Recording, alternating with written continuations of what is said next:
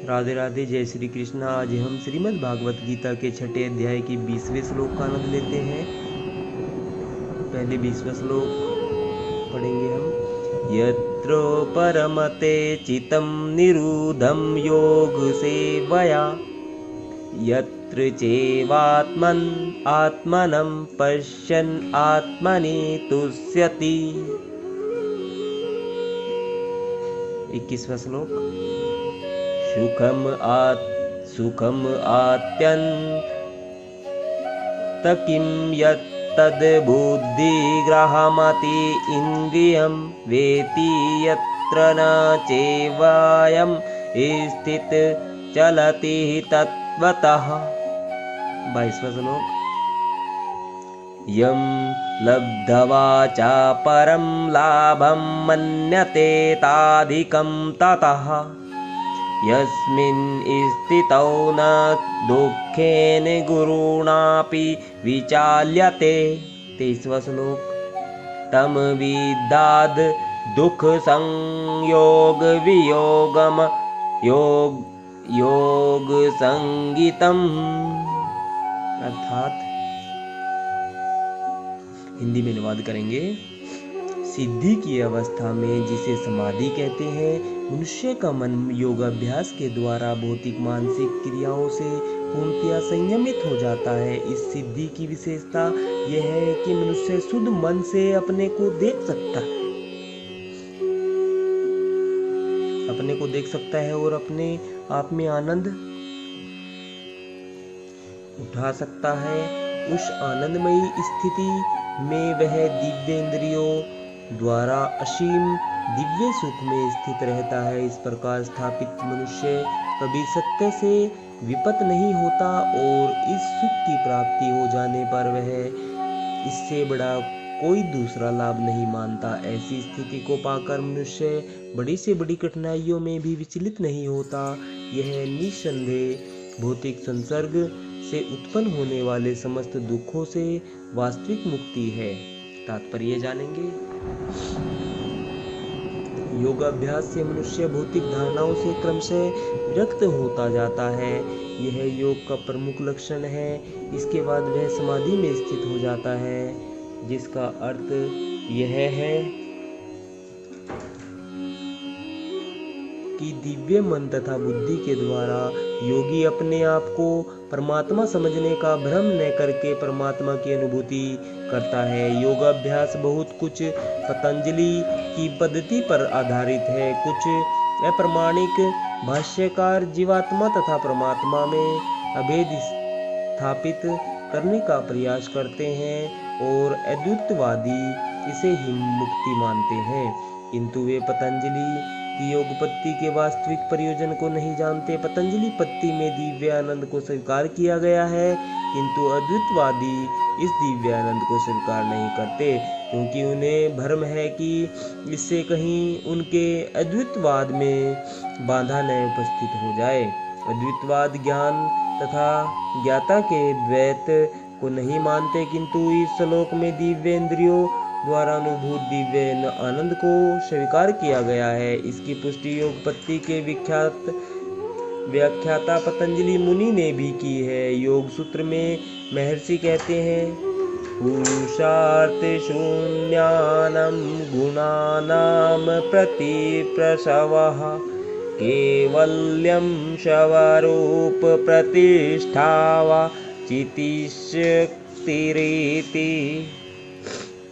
यह चिति शक्ति या अंतरंगा शक्ति दिव्य है। पुरुषार्थ का तात्पर्य धर्म, अर्थ, काम तथा अंत में परब्रह्म से तादात्म्य या मोक्ष है। अद्वैतवादी परब्रह्म से इस तादात्म्य को केवल्यम कहते हैं, किंतु पतंजलि के अनुसार केवल्यम वह अंतरंगा या दिव्य शक्ति है जिससे जीवात्मा अपनी स्वाभाविक स्थिति से अवगत होता है। भगवान चैतन्य के शब्दों में यह अवस्था चेतो दर्पण मार्जनम अर्थात मन रूपी मलिन दर्पण का मार्जन यानी कि शुद्धि है। यह मार्जन वास्तव में मुक्ति या भव भव महादावगनी निर्वापणम है। प्रारंभिक निर्वाण सिद्धांत भी इस नियम के समान है। भागवत में इसे स्वरूपेण व्यवस्थिति कहा गया है। भगवत गीता के इस श्लोक में भी इसी की पुष्टि हुई है। निर्वाण के बाद आध्यात्मिक कार्यकलापों की ही भगवत गीता की अभिव्यक्ति होती है, जिसे कृष्ण भावनामृत कहते हैं। भागवत के शब्दों में स्वरूपेण व्यवस्थिति, जीवात्मा का वास्तविक जीवन यही है। भौतिक दूषण से आध्यात्मिक जीवन के कलमश युक्त होने की अवस्था माया है।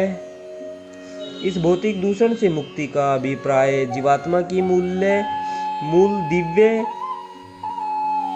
स्थिति का विनाश नहीं है। पतंजलि भी इसकी पुष्टि इन शब्दों से करते हैं, कैवल्यम स्वरूप प्रतिष्ठा वाचिति शक्तिर इति।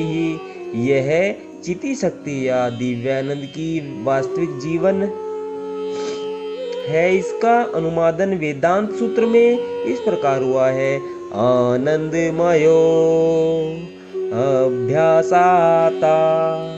यह चिति शक्ति ही योग का परम लक्ष्य है और भक्ति योग द्वारा इसे सरलता से प्राप्त किया जाता है।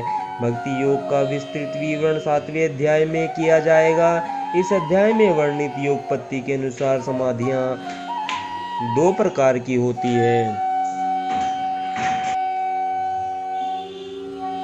संप्रज्ञात तथा असंप्रज्ञात समाधियां। जब मनुष्य विभिन्न दार्शनिक शोधों के द्वारा दिव्य स्थिति को प्राप्त होता है तो यह कहा जाता है कि उसे संप्रज्ञात समाधि प्राप्त हुई है। असंप्रज्ञात समाधि में संसारी आनंद से कोई संबंध नहीं रहता, क्योंकि इसमें मनुष्य इंद्रियों से प्राप्त होने वाले सभी प्रकार के सुखों से परे हो जाता है। एक बार इस दिव्य स्थिति को प्राप्त कर लेने पर योगी कभी उससे डिगता नहीं। जब तक योगी की स्थिति को प्राप्त नहीं कर लेता तब तक वह असफल रहता है। आजकल के तथाकथित योगाभ्यास में विभिन्न इंद्रिय सुख सम्मिलित है, जो योग के सर्वथा विपरीत है। योगी होकर यदि कोई मैथुन तथा मादक द्रव्य सेवन का अनुरक्त होता है तो यह उपहासजनक है। यहाँ तक कि जो योगी योग की सिद्धियों के प्रति आकृष्ट रहते हैं वे भी योग में आरूढ़ नहीं कहे जा सकते। यदि योगी जन योग की अनुसंगिक वस्तुओं के प्रति आकृष्ट है तो उन्हें सिद्ध अवस्था को प्राप्त हुआ नहीं कहा जा सकता, जैसा कि इस श्लोक में कहा गया है। अतः जो व्यक्ति आसनों के प्रदर्शन या सिद्धियों के चक्कर में रहते हैं उन्हें यह समझ लेना चाहिए कि इस प्रकार से योग का मुख्य उद्देश्य ही समाप्त हो जाता है। इस युग में योग की सर्वोत्तम पद्धति कृष्ण भावनामृत है, जो निराशा उत्पन्न करने वाली नहीं है। यह एक कृष्ण भावना भावित व्यक्ति अपने धर्म में इतना सुखी रहता है कि उसे किसी अन्य सुख की आकांक्षा नहीं रह जाती। इस धर्म प्रधान युग में हठ योग, ध्यान योग तथा ज्ञान योग का अभ्यास करते हुए अनेक अवरोध आ सकते हैं, किंतु कर्म योग या भक्ति योग के पालन में ऐसी समस्या सामने नहीं आती। जब तक यह शरीर रहता है तब तक शरीर की आवश्यकताओं आहार, निद्रा, भय तथा मैथुन को पूरा करना होता है, किंतु जो व्यक्ति शुद्ध भक्ति योग में अथवा कृष्ण भावनामृत में स्थित होता है वह शरीर की आवश्यकताओं की पूर्ति करते समय इंद्रियों को उत्तेजित नहीं करता, पर प्रत्युत वह घाटे के सौदे का सर्वोत्तम उपयोग करके जीवन की न्यूनतम आवश्यकताओं को स्वीकार करता है और कृष्ण भावनामृत में दिव्य सुख भोगता है।